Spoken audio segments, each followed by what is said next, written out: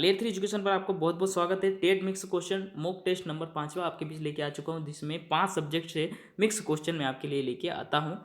ठीक है, तो सबसे पहले पिछली कक्षा की बात कर लेते हैं कि मैंने एक सहभागी प्रश्न पूछा था कि वृद्धि और विकास में अंतर बताइए, तो आपने जवाब दिए हैं। चलिए, तो ये क्वेश्चन मैं इसलिए पूछता हूँ कि आपकी सहभागिता बने और आप ज़्यादा से ज़्यादा जब लिखेंगे तो आपको वो पक्का याद हो जाएगा। चलिए, तो उत्तर को मैं आपके बीच शेयर करता हूँ। ये जवाब दिया गया है जो कि मुझे अच्छा लगा। ये खुशी साहू जी द्वारा दिया गया है। इन्होंने लिखा है, very very thank you so much sir, today's questions are very very good and my score 24 25 25 में से 24। अब इन्होंने लिखा है वृद्धि और विकास में अंतर। तो इन्होंने लिखने का प्रयास किया कि वृद्धि शारीरिक होती है, जबकि विकास शारीरिक, मानसिक और क्या होता है, सामाजिक होता है। इसके अलावा दूसरा पॉइंट इन्होंने लिखा है कि वृद्धि एक समय के बाद रुक जाती है, जबकि विकास जो है जीवन पर्यंत यानी मृत्यु तक चलने वाली प्रक्रिया होती है। तीसरा पॉइंट इन्होंने लिखा है वृद्धि जन्म के बाद शुरू होती है, और जबकि विकास जो है गर्भावस्था से ही शुरू हो जाता है।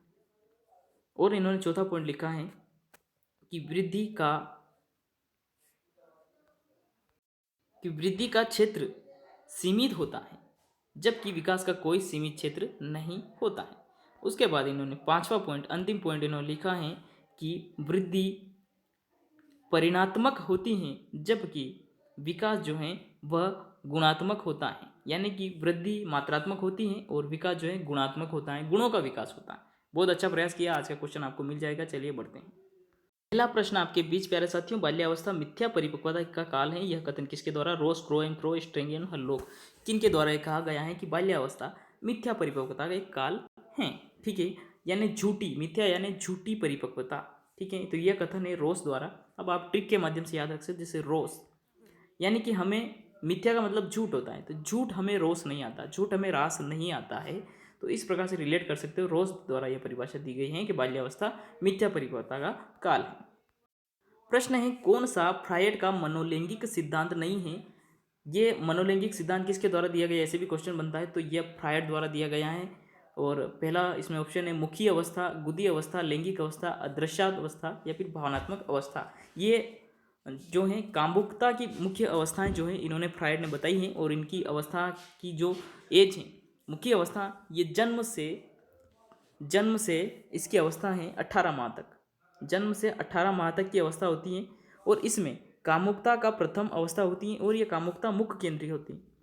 कहाँ पे होती है, मुख्य केंद्रित होती है। यानी कि कामुकता की जो भावनाएं होती है वो इंसान की मुख्य प्रवृत्ति होती हैं, और वह जन्म से ही प्रारंभ हो जाती हैं फ्रायड के अनुसार।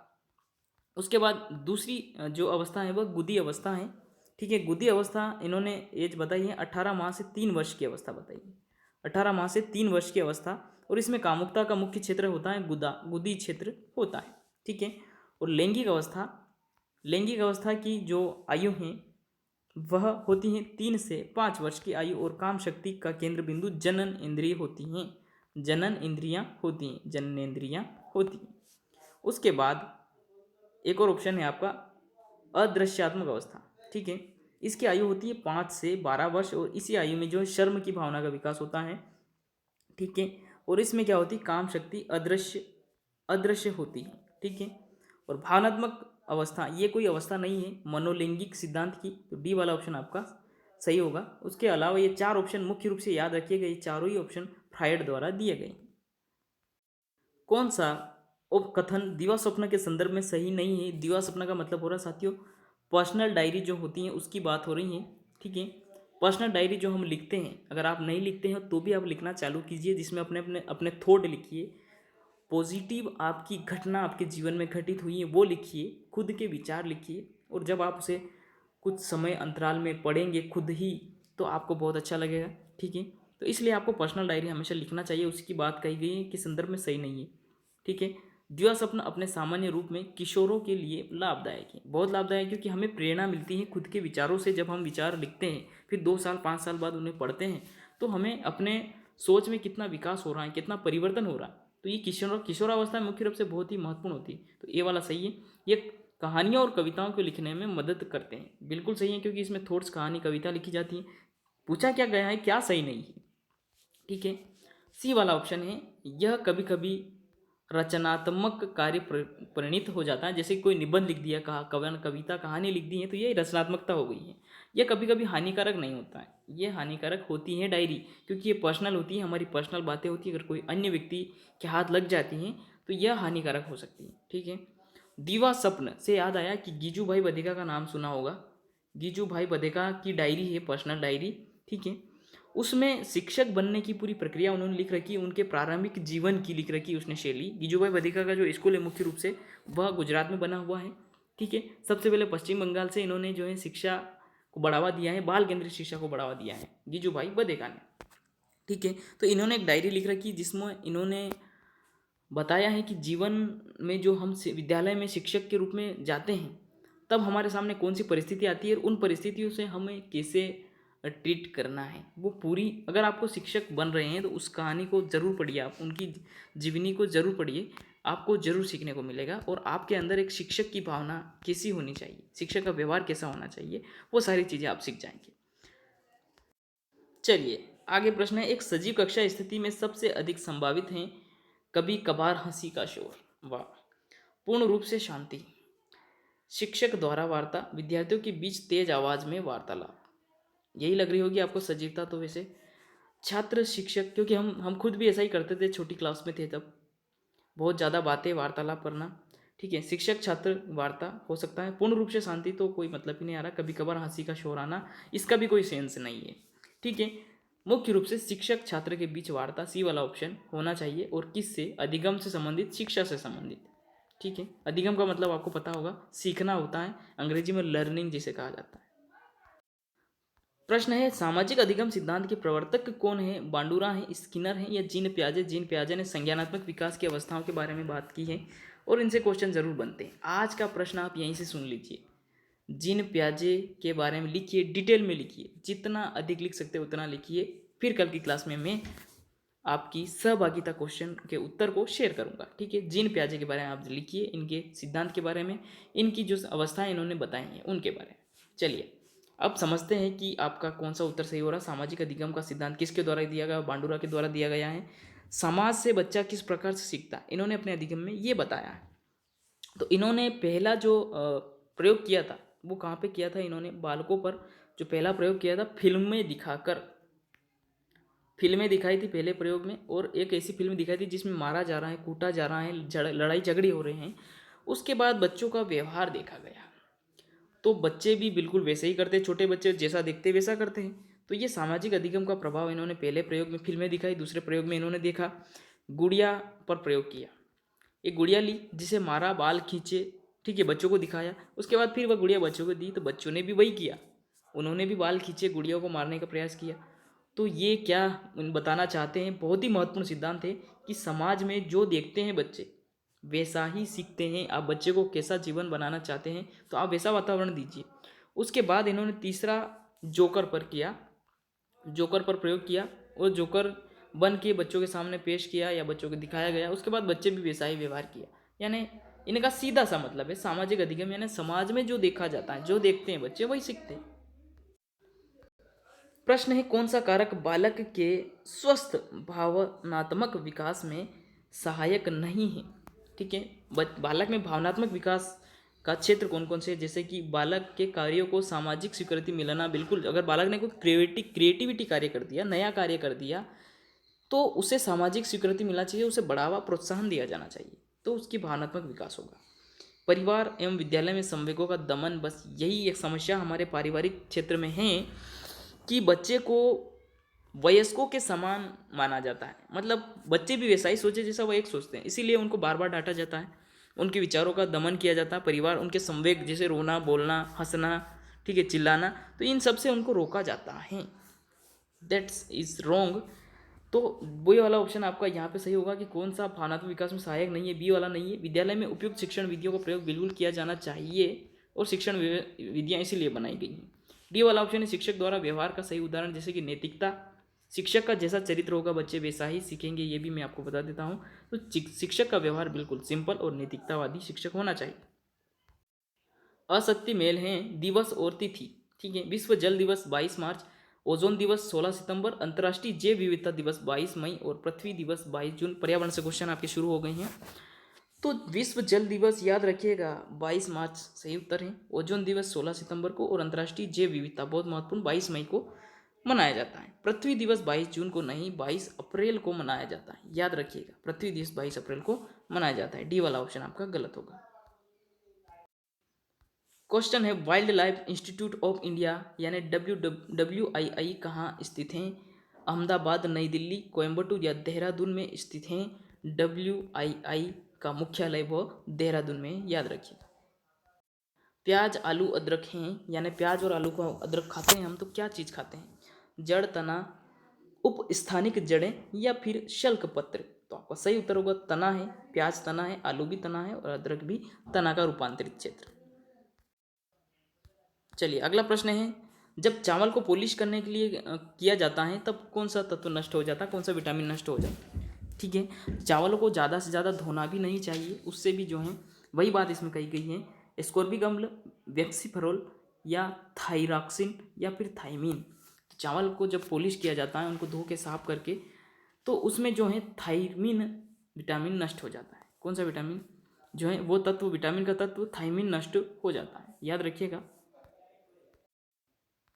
EVS एकीकरण है यानी पर्यावरण अध्ययन किसका एकीकरण है? पारिस्थितिकी या विषाणु विज्ञान या विज्ञान का? विज्ञान सामाजिक अध्ययन का या विज्ञान सामाजिक अध्ययन या पर्यावरण शिक्षा का? पर्यावरण विज्ञान और सामाजिक विज्ञान। देखिए पर्यावरण में आपने देखा होगा कि अध्ययन का संबंध विज्ञान से भी है, जिसमें जैसे कि विभिन्न गैसें हैं, प्रदूषण हैं, तो ये विज्ञान के अंतर्गत। सामाजिक अध्ययन जैसे कि मानव का संबंध प्रकृति से किस प्रकार से है। उसके बाद पर्यावरण शिक्षा, ठीक है, पारिस्थितिकी जो है वह, तो ये सभी सम्मिलित हैं। सी वाला ऑप्शन सही होगा। पर्यावरण की पाठ्यचर्या में शामिल होना चाहिए बच्चों के अनुभव। ठीक है, बच्चों के जो परिवेश से संबंधित, प्रकृति से संबंधित अनुभव वे होना चाहिए। स्कूल का वातावरण भी पाठ्यचर्या में, पाठ्य पुस्तकों की बात नहीं हो रही है, पाठ्यचर्या की बात हो रही है। उपयुक्त पाठ्यक्रम होना चाहिए ना, उपरोक्त सभी, यानी कि पाठ्यचर्या में वो सभी गतिविधियां आ गई जो अधिगम शिक्षा से संबंधित स्कूल में होती है, जैसे कि ग्राउंड हो गया, खेल सामग्री हो गई, पाठ्य पुस्तकें हो गई हैं, समस्त गतिविधियां हो गई हैं, तो ये सब पाठ्यचर्या के अंतर्गत आता है। जो टाइम पीरियड्स हो गए हैं वो सारे, तो इसमें उपरोक्त सभी सही होगा। क्वेश्चन को ध्यान से समझिए, आप प्रश्न के अंदर जो शब्द हैं उन पे गौर कीजिए जरा, उन्हीं को आप समझ लेंगे तो आपका जो उत्तर है वो प्रश्न में ही छिपा है, याद रखिए। अब आगे बढ़ते हैं, बात करते हैं अगले प्रश्न की। कक्षा में शिक्षिका विद्यार्थियों को विभिन्न प्रकार से चतुर्भुज की परिभाषित करने के लिए कहती हैं। चतुर्भुज को किस प्रकार से परिभाषित करवाना है? सभी परिस्थितियों सभी परिभाषाओं को कंठस्थ करने में विद्यार्थियों की सहायता करना। किसी चीज़ को कंठस्थ किया जा रहा है मतलब रटा जा रहा है, मतलब रटन पद्धति हो गई है। रटन पद्धति मतलब अमनोवैज्ञानिक शिक्षण हो गया है, तो इट्स रॉन्ग।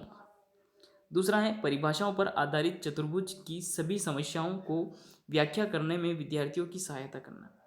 परिभाषाओं पर आधारित चतुर्भुज, बात हो रही है प्राइमरी लेवल की, ठीक है। तो परिभाषा पहले प्रस्तुत हो रही है, मतलब यह कौन सी विधि प्रयुक्त हो रही है, निगमन विधि या आगमन विधि, बताइए। तो यह निगमन विधि में प्रयुक्त हो रही है, यानी पहले परिभाषा उसके बाद जो है समस्या समाधान यानी उदाहरण प्रस्तुत किए जा रहे हैं। तो निगमन विधि जो है अमनोवैज्ञानिक विधि है और आगमन विधि मनोवैज्ञानिक विधि, क्योंकि जिसमें पहले उदाहरण, तो दूसरा वाला ऑप्शन सही गलत होगा आपका। विभिन्न परिभाषाओं को खोजने में विद्यार्थियों की सहायता करना। अब परिभाषा खोजना क्या चतुर्भुज की अवधारणा प्रस्तुत करना हो गया? बिल्कुल गलत। तो ये ऑप्शन आपके सारे कट गए हैं प्यारे साथियों, आपका ऑटोमेटिक सही हो जाएगा। विभिन्न परिप्रेक्ष्यों में चतुर्भुज की समझने मतलब अलग अलग प्रकार से समझाना, वस्तु दिखाकर, TLM दिखाकर, बोर्ड दिखाकर, कॉपी दिखाकर, स्लेट दिखाकर। तो डी वाला ऑप्शन आपका सही होगा कि वह विभिन्न परिप्रेक्ष्यों में चतुर्भुज समझने विद्यार्थियों की सहायता करना। गणित पाठ्य पुस्तक में विषय वस्तु का संगठन होना चाहिए अध्यापक के अनुसार, पाठ्यक्रम के अनुसार, विद्यार्थियों के अनुसार। प्यारे साथियों आप बिल्कुल सही लगाओगे, सी वाला ऑप्शन विद्यार्थियों के अनुसार। इस शब्द पे गौर कीजिए, अनुसार और केंद्रित दोनों में अंतर है। पाठ्यक्रम बाल केंद्रित होना चाहिए, इसका मतलब होता है कि बालक के मानसिक स्तर के अनुसार, जो कि शिक्षाविद निर्धारित करते हैं कि किस स्तर के बालक को किस स्तर तक शिक्षा करवाई जाए, ठीक है। लेकिन अनुसार लिखा गया है, याद रखिए। विद्यार्थियों के अनुसार पाठ्यक्रम किस प्रकार से, जैसे विद्यार्थी कहेगा कि सर मुझे गिनती आती है तो गिनती सम्मिलित कीजिए, मुझे पहाड़े आते हैं, मुझे गुणा आते हैं तो इसमें ये सम्मिलित कीजिए। कोई बालक बोलेगा कि मुझे कुछ भी नहीं आता है तो ये सम्मिलित ही मत कीजिए। तो क्या बालक के अनुसार पाठ्यक्रम होगा, पाठ्य पुस्तक होगी, कहने का मतलब तो नहीं होगा। अध्यापक के अनुसार भी नहीं होगा, क्योंकि अध्यापक का वो पाठ्यक्रम होगा, पाठ्यक्रम के अनुसार ही पाठ्य पुस्तक होगी। ठीक है, इन्हें पाठ्यक्रम में क्या दिया गया है, मतलब पहली से पाँचवीं तक के बच्चों के स्तर में क्या क्या पढ़ना चाहिए, कहाँ तक गिनती, कहाँ तक पहाड़े आने चाहिए, तो ये पाठ्यक्रम के अनुसार निर्धारित होता है। राष्ट्रीय पाठ्यचर्या की रूपरेखा 2005 के अनुसार गणित का अनुक्रम है। स्कोर जरूर कीजिएगा साथी, अंत में आप ऐसा नहीं है कि स्कोर भूल जाएं कहीं। ठीक है, तो आप खुद भी ये गेस कीजिए कि कौन सा सही हो रहा है। ठीक है, और फिर आपके अनुसार वो लगाते रहिए। और मुख्य बातें नोट जरूर कर लीजिए आप, आपका खुद का बनाया हुआ नोट्स अधिक समय तक हमें याद रहता है। राष्ट्रीय पाठ्यचर्या की रूपरेखा 2005 के अनुसार गणित का अनुक्रम है भाषा से पहले, भाषा के बाद, विज्ञान के बाद कोई मतलब ही नहीं है, सामाजिक विज्ञान के बाद भी कोई मतलब नहीं है। ठीक है, तो भाषा के बाद, ठीक है, यानी गणित को भाषा के बाद रखा गया है। सबसे पहले भाषा का अध्ययन, यानी अध्ययन तो साथ में हो रहा है लेकिन प्रधानता किसको दी गई, भाषा को दी गई। प्राइमरी लेवल पर बच्चा जब स्कूल में आता है तो सबसे पहले वह मातृभाषा में बात करता है शिक्षक से, फिर मानक भाषा सीखता है। यानी कि जो स्कूल में प्रयुक्त हो रही है, जैसे कि हिंदी भाषा प्रयुक्त हो रही है तो वो मानक भाषा हो गई, जिसकी व्याकरण होती है, नियम होते हैं, वह मानक भाषा होती है। मानक भाषा का प्रयोग शिक्षक करता है और बच्चे मातृभाषा का प्रयोग करते हैं। तो उसके बाद वह जब भाषा को अच्छी पकड़ उसकी हो जाएगी तब गणित शिक्षण तो हो ही रहा है, लेकिन उसके बाद दूसरे नंबर पर जो है भाषा के बाद गणित शिक्षण पर जोर दिया जाता है। ये एनसीएफ कहता है, एनसीएफ 2005। राष्ट्रीय पाठ्यचर्या,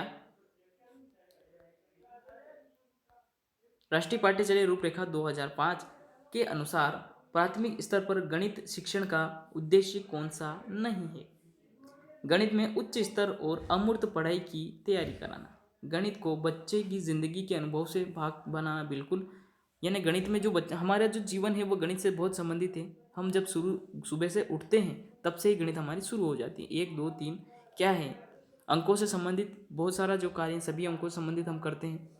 समस्या समाधान और समस्या प्रस्तुत करने के कौशल को प्रोत्साहित करना, बिल्कुल, समस्या समाधान करना, उनको प्रोत्साहित करना। ठीक है, कठिनाई से बाहर जाना किसी सवाल को करते समय, तो ये समस्या समाधान संबंधित प्रवृत्ति का विकास होता है। तर्क संगत, गणित है ही तर्क पे आधारित, तर्क संगत विचारों को प्रोत्साहन मिलता है।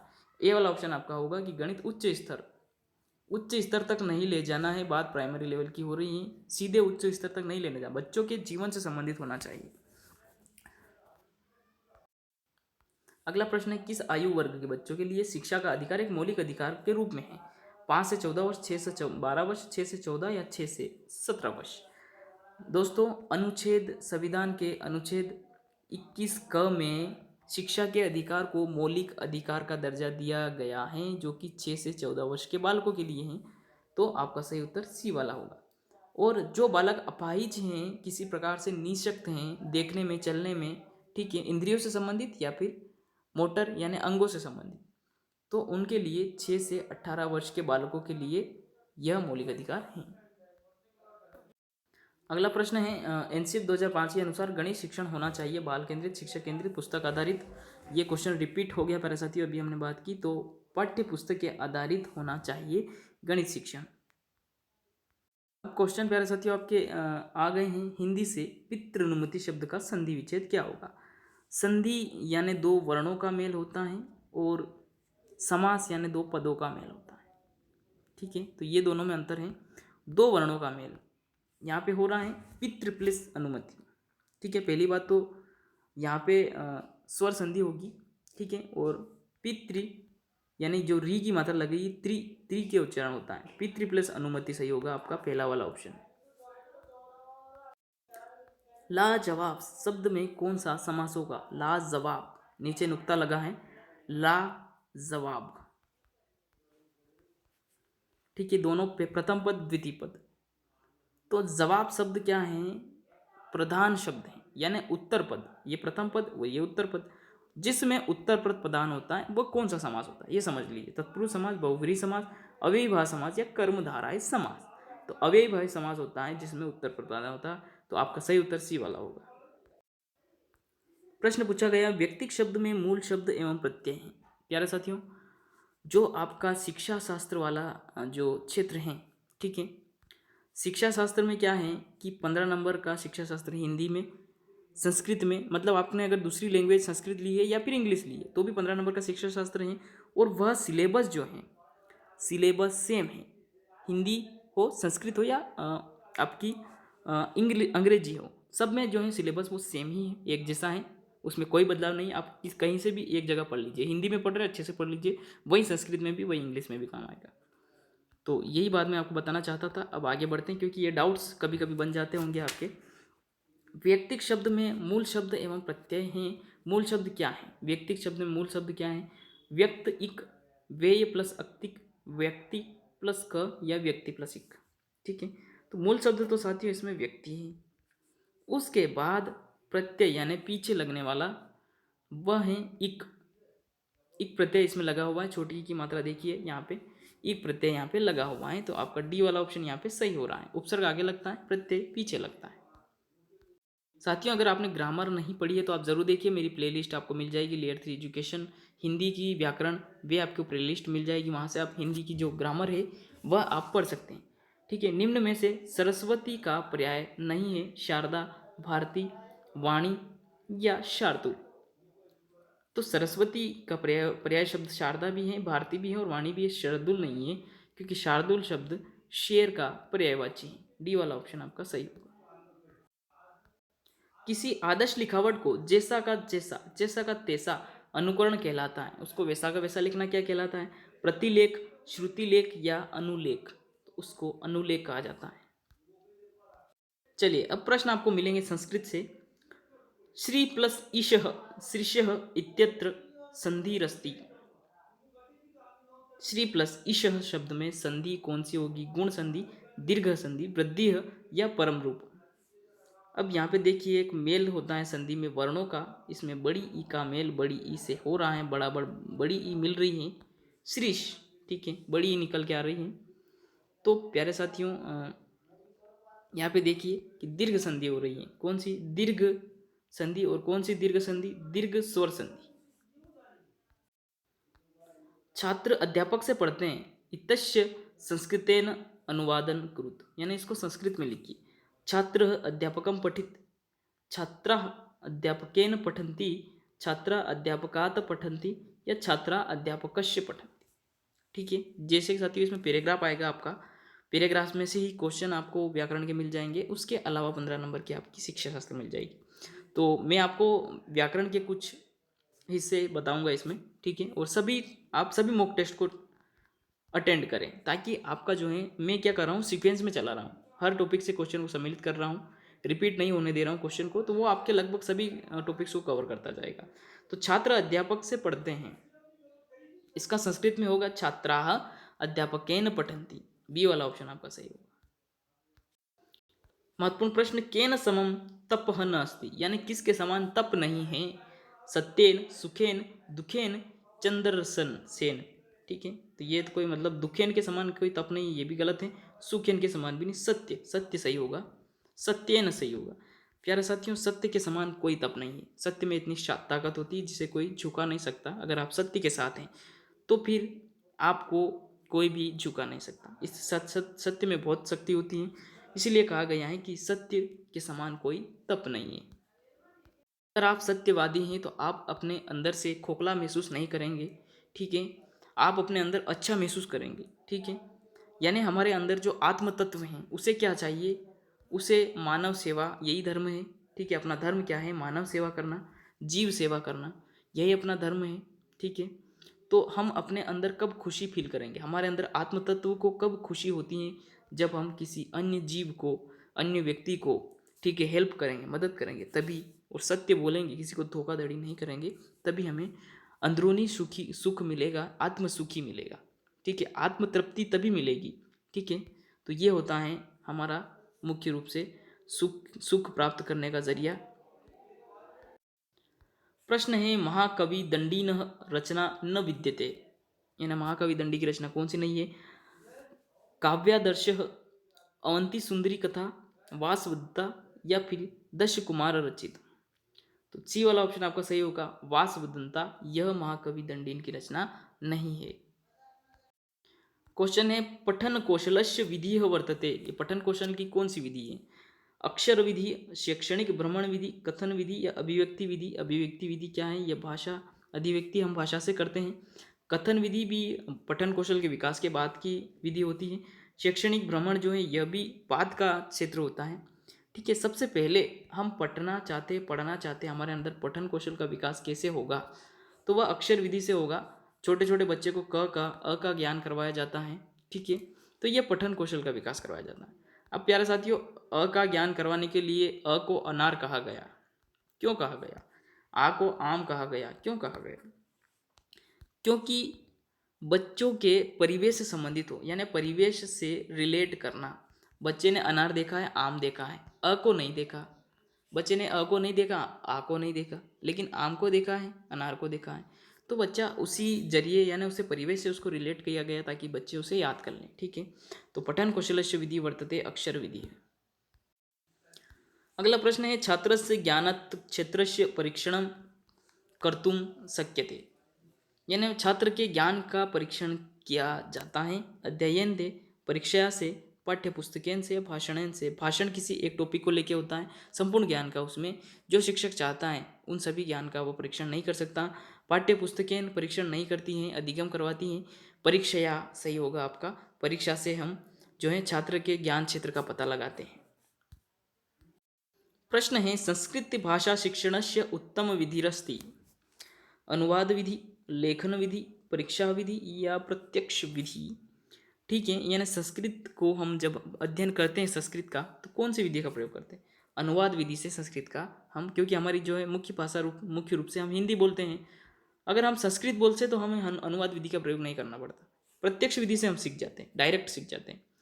लेकिन यहाँ पे अनुवाद विधि, जैसे कि अंग्रेजी का अध्ययन करेंगे तो वो भी अनुवाद विधि से ही करेंगे। तो आपका ये वाला ऑप्शन सही होगा प्यारे साथियों। आज के 30 क्वेश्चन यहीं पे समाप्त होते हैं। बहुत बहुत धन्यवाद। क्लास अच्छी लगी लाइक शेयर सब्सक्राइब जरूर करें, कमेंट जरूर करें, अपना स्कोर जरूर बताएं और पूछे गए प्रश्न का जवाब जरूर दें। बहुत बहुत धन्यवाद, मिलते हैं अगली क्लास में।